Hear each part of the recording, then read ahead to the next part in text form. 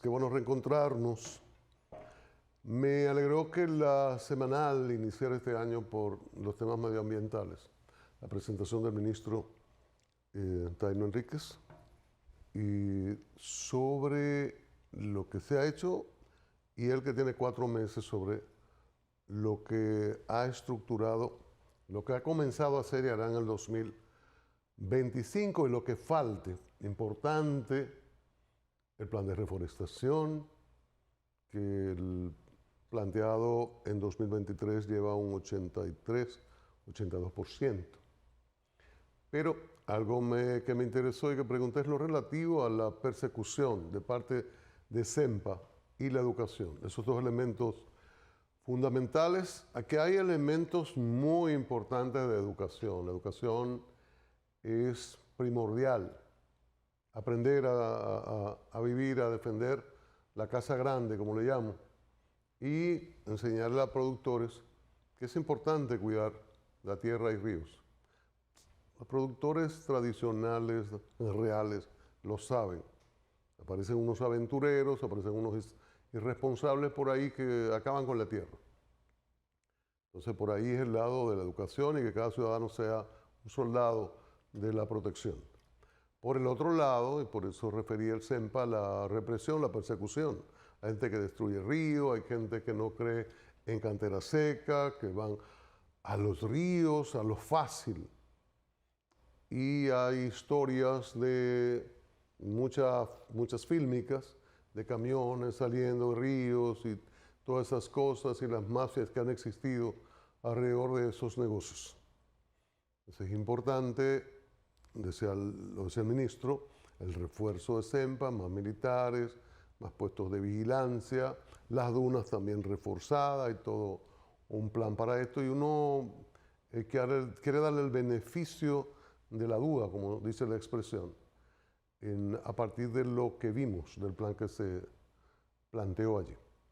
Entonces, es importante esto, que se actúe con mano firme y que, como anunció el ministro, refrendó el presidente, tolerancia cero con relación a la deforestación. Eso es muy importante. De otro lado, han vuelto los apagones. El gobierno no ha podido con el tema eléctrico. Desde la oposición hubo muchas críticas a los gobiernos del PLD y de muchos problemas que hubo, muchísimos, y negocios y casos de corrupción. Sin embargo, se han hecho anuncios importantes, pero han aumentado los gastos operativos. Tenemos a las distribuidoras con deficiencias enormes de lo que facturan, de la energía que compran a las generadoras, 2.500, 1.600 millones de dólares. Se están cobrando 1.000 y un poquito. Hay 40 y tanto % que se pierde. Un 37% en gastos aumentados. O sea, hay una situación muy mala. Celso Marrancini, que hace unos meses habló de un plan al año 2027, un plan de inversiones y medidas duras, nos ha dicho hace días que hay un control en suministro de apagones.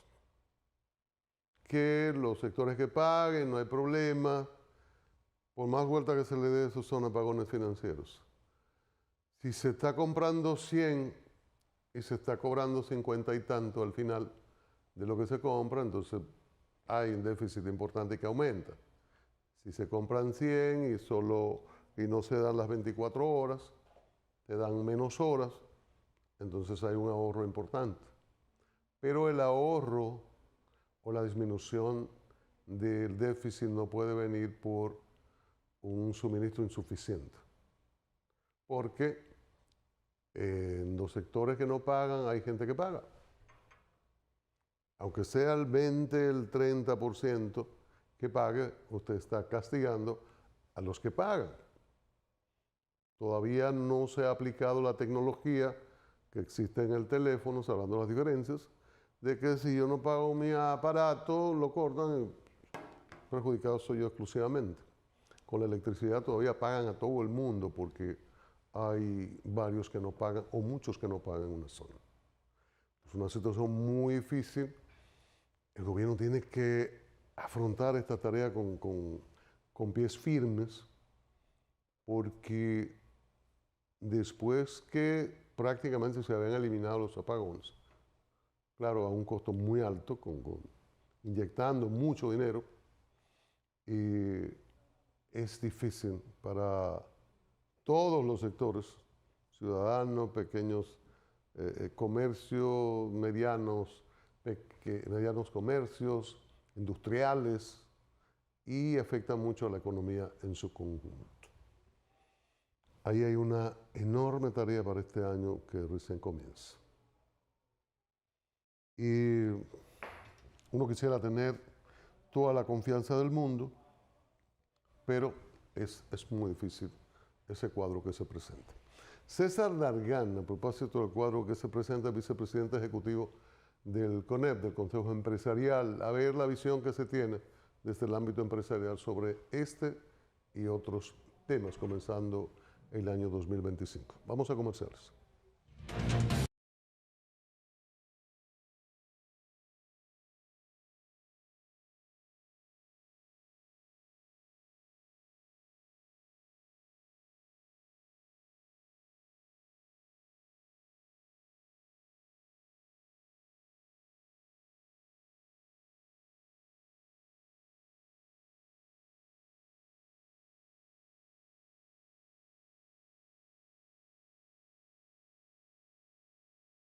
Vicepresidente ejecutivo del CONEP, Consejo de la Empresa Privada, está con nosotros. Buenos días, bienvenido. Buen día y feliz año si corresponde todavía. Feliz año, sí, siempre es bueno. Siempre es oportuno un deseo de esa naturaleza. Antes del ámbito local, y como tiene un fuerte impacto lo que ocurra o lo que diga el señor que te voy a mencionar, es importante preguntar cómo cae en el ámbito empresarial los elogios del nominado secretario de Estado de los Estados Unidos, Rubio, que en una sesión del Senado de los Estados Unidos, que es un proceso que llama mucho la atención. Es un presidente que no se ha instalado, ya el que a él va a nominar ya fue a la entrevista, esa entrevista rigurosa que se hace a los secretarios de Estado, embajadores, etcétera, en los Estados Unidos. Tuvo palabras de elogio para la República Dominicana, la resiliencia, el ámbito económico, lo turístico. Lo tocó todo sin que preguntaran específicamente sobre República Dominicana, sino sobre los países, y él tuvo maravillosos elogios que ojalá que no se cambien en algún momento por el presidente, por el jefe de él, ¿no? Por el señor Trump, que es cambiante. ¿Cómo se ve esto?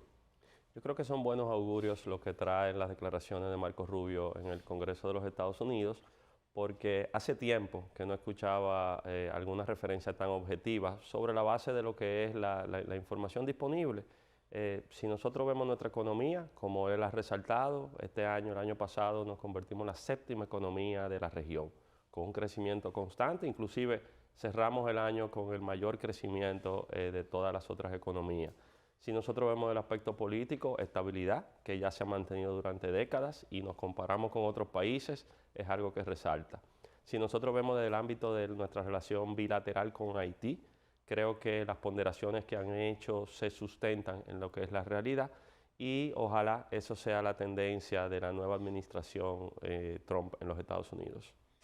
En el ámbito local, comentaba al principio del programa las declaraciones que dio Celso Marrancini, que es del sector, pero ahora está prestado al gobierno, nuevamente, ocurrió en los gobiernos de PLD, y los apagones financieros, como le llamó don Celso, una disminución de la oferta, algo así.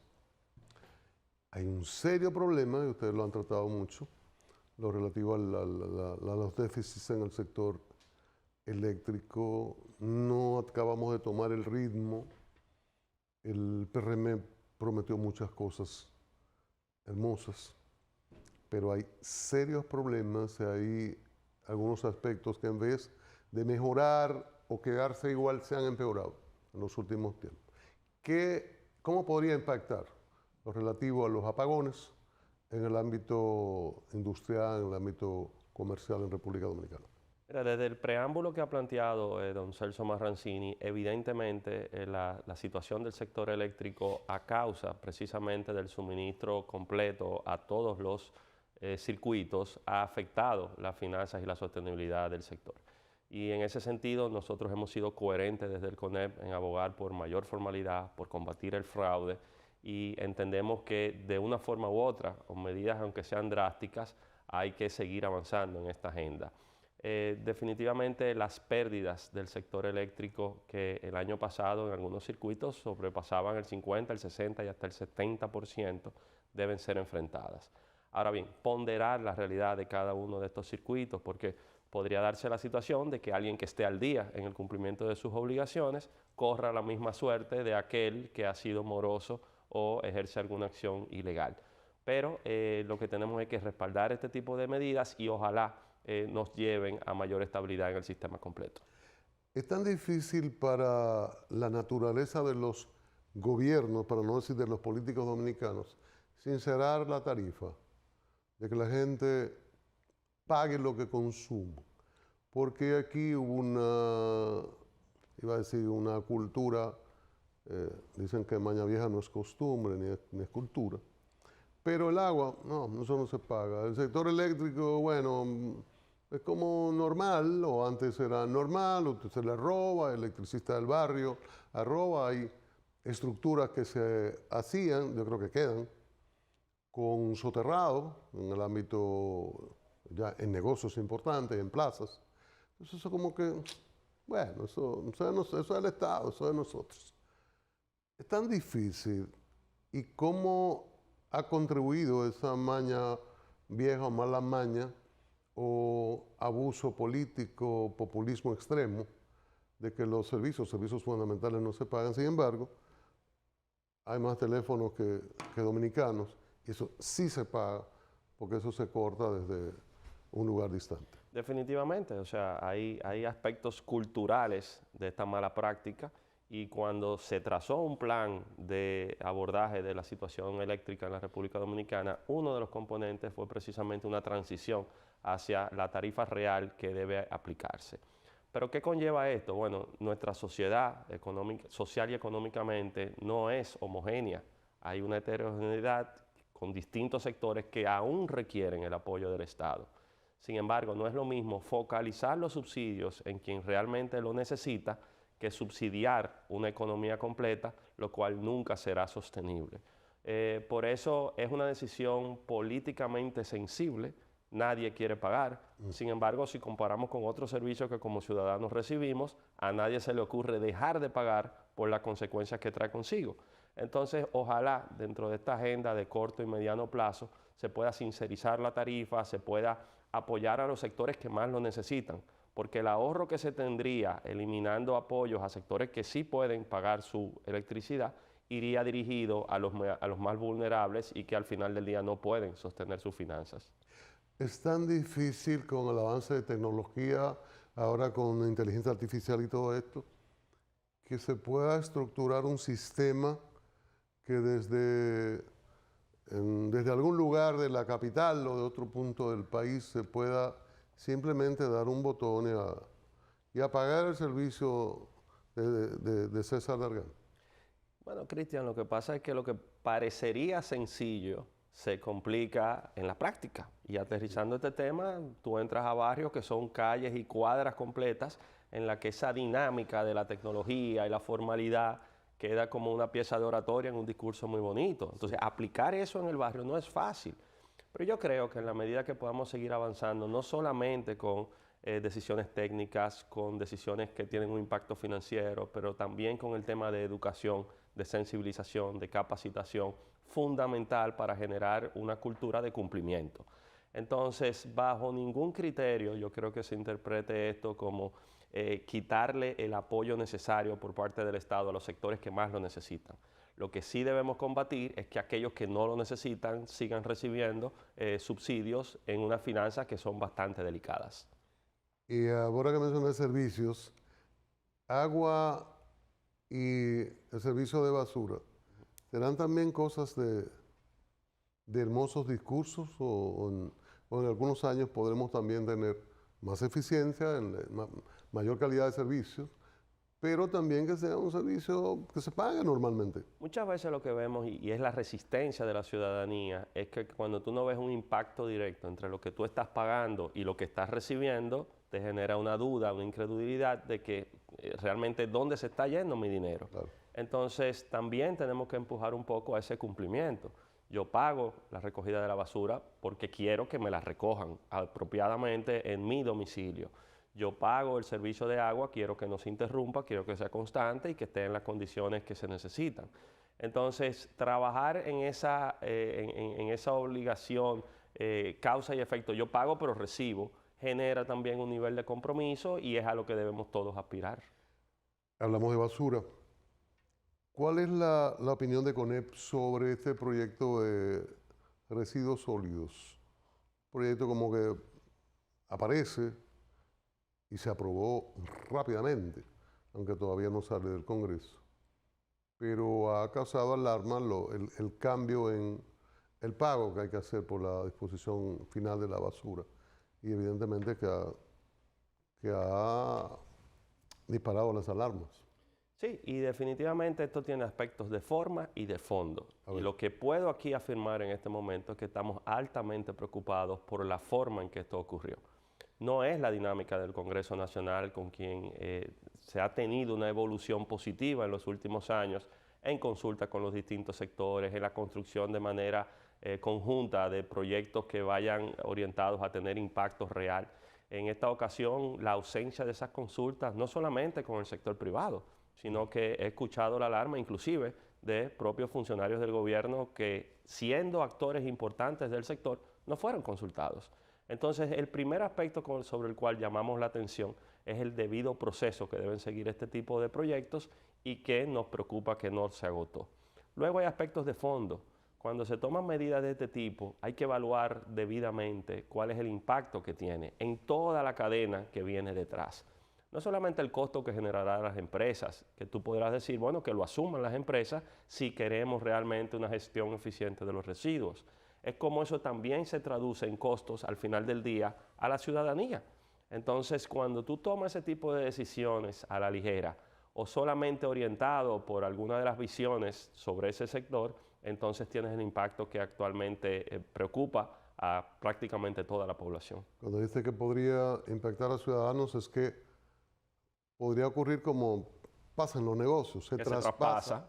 se traspasa ese costo adicional. Sí, y eso es algo que hay que evaluar. Entonces, en la medida que los proyectos agotan el debido proceso de consulta, de diálogo, se pueden construir cosas de manera conjunta. Y aquí hemos tenido un avance significativo en la gestión de residuos.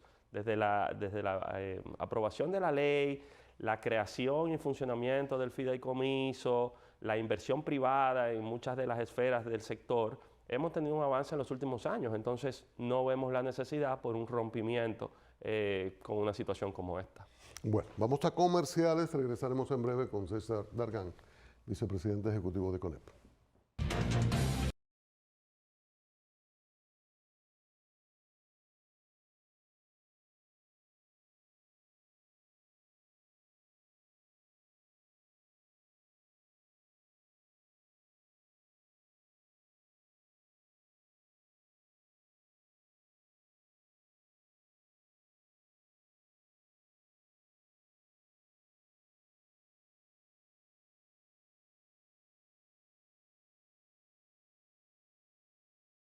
Encuentro extra con César Dargan, vicepresidente ejecutivo de CONEP.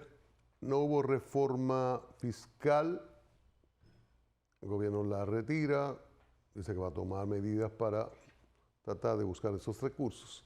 Ya hay algunas muestras, aumentaron los peajes de los de 60 a 100, y hay cosas que se están cocinando por ahí que no terminan de salir, pero que van en la dirección de buscar los recursos. La pregunta en dos direcciones. ¿Se podría reunir aquellos 110, 120 mil millones que los análisis dicen que son más de 200? Como chiripeando, buscando por aquí, buscando bajar, evasión por allá. ¿Podría el gobierno reunir dinero en firme? Y de otro lado, ¿cómo esa búsqueda a veces que se podría tornar desesperada? Que hay muchas, sobre todo muchas obras de infraestructura que no terminan, otras por iniciar, mucha deuda social. Y los impactos o situaciones de contrasentido que podría generar esto, hasta choque social. La situación fiscal de la República Dominicana se evidencia en sus números y ese déficit acumulado, sostenido y creciendo en el tiempo no es sostenible. Entonces el tema fiscal no puede salir de la agenda. Ahora bien, habiendo resaltado esto, yo quisiera también reconocer de que se actuó con responsabilidad por parte del gobierno de plantear su discusión y con esa misma responsabilidad también entender que las condiciones no estaban dadas para seguir avanzando y retirar el proyecto. Nosotros fuimos parte activa de la discusión, acudimos al Congreso Nacional a las vistas públicas y en nuestra contrapropuesta enfocamos tres grandes áreas. Una, y esa no necesita una reforma fiscal, continuar con el uso eficiente y racionalización del gasto. No es que gaste menos, es que gaste mejor. Es que se continúe evitando solapamientos, duplicidad de funciones, gastos excesivos en muchas áreas. Entendemos que hay medidas importantes que se han tomado y que deben seguir porque a través del uso eficiente de los recursos hay un ahorro para destinarlo a otras áreas más sensibles. El segundo aspecto eran medidas administrativas no tributarias y tiene esto que ver con todo el tema de eficientización, digitalización, profesionalización de la autoridad tributaria. Nosotros hemos visto muchos países en los cuales solamente a través de medidas administrativas y de digitalización puede representar un aumento en un 10% de las recaudaciones. Calculemos que si en la República Dominicana la presión tributaria es de alrededor de un 14%, un 10% de esto es un 1.5% solamente en eficiencia. Por eso respaldaremos al gobierno en las medidas que vayan orientadas precisamente a combatir la evasión y la informalidad. Y hay un tercer componente que son medidas tributarias, efectivamente, porque no voy a teorizar tanto y dejar fuera el tema de los impuestos. Pero una cosa es ponderar en su justa dimensión qué ajustes hacer en materia impositiva y otra cosa es cambiar de la noche a la mañana el sistema completo que nosotros tenemos. Y ahí la conversación debe seguir para identificar en qué área poder seguir avanzando. Definitivamente el gobierno necesita recursos, el gasto de capital está muy bajo, se requieren inversiones, se requieren obras, pero de dónde vienen esos recursos debemos ponderar también cómo hacer un uso más eficiente de lo que se tiene. Aquí hay una situación. Hubo una propuesta que impactaba mucho, yo creo que mal formulada, impactaba todo. Y de repente hay un levantamiento de casi todos los sectores contra la propuesta. Se cae la propuesta, el gobierno la retira prudentemente como tú planteas. Pero ya cuando asoma alguna medida, de inmediato se levanta resistencia. Y ya hubo, si se quiere, un entrenamiento de sectores sociales de que si la resistencia es fuerte, el gobierno puede echar atrás. Y los recursos se necesitan ya. Con el agravante, de otro lado, que nos precipitamos al proceso del 28. Entonces todo se politiza en gran medida y eso no es nuevo. Pero como que hay una situación de dificultad mayor por esos elementos para buscar ese dinero que se necesita con urgencia. Y por eso yo creo que todos los sectores, y en esta ocasión funjo como vocero del sector empresarial, pero el sector social, el sector laboral, la academia, todos los sectores deben por un momento deponer un poco los intereses particulares y ser parte de la construcción de una agenda orientada a intereses colectivos. ¿A qué me refiero? El gobierno anuncia, por ejemplo, un ajuste en los peajes. Podemos discutir si la forma fue correcta o no correcta, si es mucho o si es poco, pero plantea que en 3 de los peajes iría de 60 pesos a 100 pesos y también plantea el tiempo que tiene que eso no se hace. ¿Y qué tú tienes como respuesta de algunos sindicatos del transporte? Un aumento de 50 pesos en el pasaje. Si tú calculas cuántas personas se pueden sentar en un autobús y esos 40 pesos lo distribuye en función de ello, yo quiero que me explique la lógica de cómo de los 40 pesos que está aumentando iría a un aumento de 50 pesos en el pasaje. Negocias. Entonces, echar leña al fuego en estas condiciones, que como hablábamos al principio del programa, es un país que está haciendo muchas cosas bien, con oportunidad de mejora en muchas otras, no es lo prudente. Entonces, si no fue oportuna la discusión de la reforma fiscal el año pasado, seamos parte de un diálogo constructivo que permita identificar. No vamos a esperar las próximas elecciones, eso es en 3 años. Seamos como país lo suficientemente conscientes y maduros de impulsar una agenda que permita seguir avanzando. ¿Hasta dónde puede resultar en choques con industriales o comerciantes lo relativo a la, que es una actitud correcta en todas partes del mundo, a perseguir la evasión de situaciones que puedan resultar contraproducentes, extremas, algún sector que se pueda sentir más afectado, algunos que quieran chantajear, que sí estén evadiendo y digan, porque a mí, o sea, y se cree un ambiente, claro, provocado por gente que no quiere pagar y otros que eventualmente puedan ser afectados sin participar de la evasión. Ese ámbito, ¿qué situaciones se podrían presentar? El año pasado, el 2024, cerró con una informalidad en la economía dominicana de nuevo de cerca de un 57%. Wow. Cuando nosotros conversamos este tema en algunos círculos, se dice, bueno, eso es parte de la cultura latinoamericana. La informalidad está muy arraigada en nuestra región. Pero cuando nosotros vemos qué ocurre en la región, el promedio es de un 51%.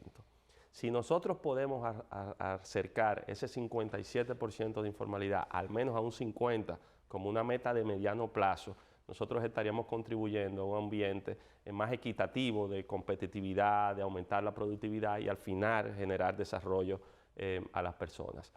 Para nadie esto es agradable, pero el impacto que tiene la evasión, el impacto que tiene el ilícito, el contrabando, el infringir la ley, no solamente afecta a las recaudaciones del Estado, sino que si yo soy un empresario y puedo ser un pequeño empresario, puedo tener un colmado. Yo tengo un colmado y yo como colmadero pago mis impuestos, pero el colmado de al lado no lo hace. Yo estoy en competencia desleal con él o él está en competencia desleal conmigo. Si yo tengo un comercio, yo tengo una industria, pero se instala algún tipo de empresa de capital asiático y a través de diferentes prácticas logra introducir en el mercado local los mismos bienes que yo produzco aquí, pagando impuestos, generando oportunidades de empleo, pero a un precio menor, al final del día me saca del mercado. Entonces, combatir el ilícito, combatir la evasión es necesario porque de lo contrario, esa conversación que teníamos hace un momentito del equilibrio fiscal y de cómo mejorar, nunca será posible. Hay algunos mangos bajitos que deben ser enfrentados y que como sociedad también debemos apoyar. ¿Cómo se puede estimular la formalidad? O sea, de manera sencilla, ¿no? Que el amigo que está en esta esquina, yo le digo cariñosamente Messi, y tiene un negocio que está creciendo. Hace unos años él estaba solo y él tiene como después 3 empleados, yo creo que va como por 10. ¿Cómo estimular, cómo facilitar? Porque también aquí hay una estructura fiscal incómoda, y eso yo se lo he gritado a todos los que han sido directores de impuestos internos, y algunos, recuerdo al amigo, wow, que me decía, es la ley. Yo solo aplico la ley, ve al Congreso, que tuvimos unos roces. ¿Cómo facilitarle la vida a la gente? Decir, mira, ven a formalizarte, tiene estas y estas ventajas, y esto es de esta manera. ¿Cómo hacerlo? ¿Cómo facilitar la vida a la gente? Detrás de esa palabra que se usa tanto, es sexy para algunos discursos, es la informalidad. Hay muchas razones. Una de ellas a veces es puramente desconocimiento. Sí. Y tú la enfrentas a través de educación, de sensibilización, de capacitación. Otra de ellas es complejidad de proceso, burocracia. tú no entiendes cómo cumplir, por eso no vas a cumplir. La cantidad de formularios, de declaraciones, de cosas que tienen que hacer. Entonces, la simplificación y la eliminación de trámites es fundamental. Otro de ellos tiene que ver con costos. Y en la medida que a ti te aumenta el costo, tú prefieres irte a la informalidad y asumir el riesgo de la sanción que pueda venir versus pagar de manera regular lo que tiene que bajar. Por ejemplo, el sector en el mercado laboral, los costos que te generan actualmente. Y hay un cuarto componente, que ese sí tiene que caer todo el peso de la ley, que es quien es informal por decisión propia. Yo voy, haz lo que tú quieras conmigo. Y ahí sí la persecución, el procesamiento, la sanción es fundamental para hacerlo. Yo creo que en esos cuatro componentes tenemos que seguir trabajando. 30 segundos. ¿Cómo van las conversaciones con el tema de